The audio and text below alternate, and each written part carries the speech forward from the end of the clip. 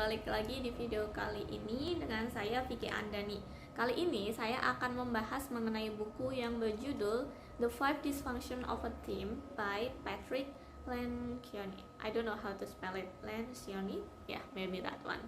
Oke, jadi kita akan membahas mengenai The Five Dysfunction of a Team.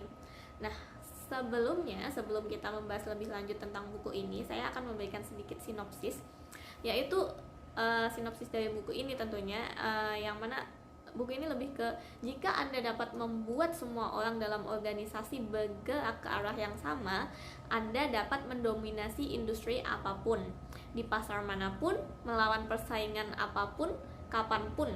Tetapi sayangnya hampir setiap organisasi berjuang dengan tim yang tercermin dalam politik organisasi. Nah, Patrick Lencioni telah melatih ratusan CEO dan staf perusahaan Fortune 500 atau Fortune 500 menghadirkan model yang ampuh untuk mengatasi 5 disfungsi tim yang ada dan membangun tim yang setara dengan kelas dunia. Nah, misalnya pelajari kisah seorang CEO yang benar-benar mengatur ulang tim eksekutif yang broken dari perusahaan Silicon Valley terkenal, menemukan wawasan yang kuat dan membangun tim kelas dunia. Itulah sinopsis dari buku ini. Nah, setelah itu saya akan memberikan beberapa insight yang didapat dari buku ini. Kurang lebih saya akan membagikan mengenai 4 insight yang didapatkan dari buku ini. Yang pertama,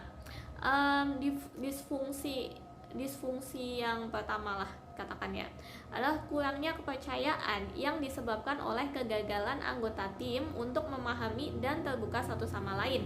Tim hebat dengan nyaman berbagi kelemahan dan kekurangan, keterampilan, dan meminta bantuan. Nah, kepercayaan memungkinkan tim untuk memanfaatkan keterampilan satu sama lain dan fokus pada pekerjaan tanpa mengkhawatirkan motif.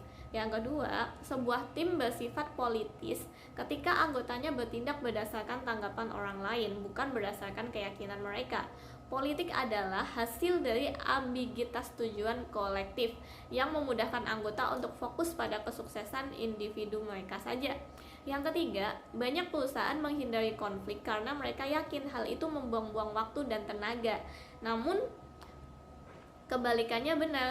Tim yang terlibat dalam konflik yang sehat dengan cepat menyelesaikan masalah, sementara tim yang mencoba menghindari konflik berulang kali mengunjungi kembali masalah yang sama tanpa penyelesaian. Dan yang keempat, meeting adalah arena utama konflik. Tim yang hebat mengadakan meeting yang penuh dengan konflik dan tidak menjadwalkan meeting jika tidak ada yang perlu diperdebatkan. Kurang lebih insight-nya seperti itu.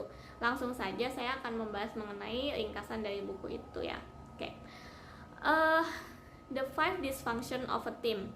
Ini sebenarnya lebih ke dongeng kepemimpinan yang berlatarkan dunia korporat nyata. Buku ini mengungkap disfungsi yang mengganggu tim dan menyediakan tools praktis untuk memperbaikinya dengan menawarkan beberapa skenario yang berantakan dengan akhir yang bahagia tentunya. Nah, langsung saja kita ke 5 reasons why team fail, atau alasan kenapa tim itu bisa gagal. Nah, Peterson di sini menjelaskan 5 disfungsi yang menyebabkan tim gagal, yaitu yang pertama ada lack of trust. Kepercayaan adalah keyakinan di antara anggota tim bahwa niat rekan mereka baik dan ini tidak perlu dicadangkan di sekitar mereka. Ini membutuhkan kerentanan. Tim yang hebat tidak takut untuk mengakui kesalahan, berbagi kelemahan, dan mengutarakan kekhawatiran tanpa takut akan pembalasan. Hal ini memungkinkan tim untuk memanfaatkan keterampilan satu sama lain dan fokus pada pekerjaan alih-alih menjadi politis.